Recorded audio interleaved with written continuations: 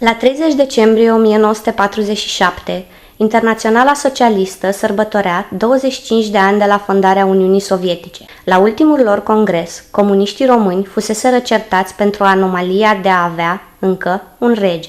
Întors de la nunta din Anglia a verișoarei sale, actuala regina Elisabeta a II a Marii Britanii, regele Mihai este chemat de Petru Groza și Gheorghe Gheorghiu Dej la Palatul Elisabeta. I se pune pe masă actul de abdicare. Amenințat cu moartea a 1000 de studenți, regele își dă iscălitura pe teribilul act. În plină vacanță parlamentară, Groza adună aproximativ 40 de parlamentari, nici 10% din totalul de membri, conform mărturiei avocatului Ioan Timofte. Era parlamentul falsificat grosolan în 1946, când comuniștii au inversat procentele lor, 15%, cu cele ale țărăniștilor, 70%.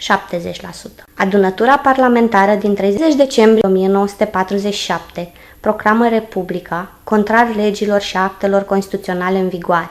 Actul este ilegal și ilegitim. Regele Mihai este forțat să plece în exil. Pleacă doar cu bunurile personale.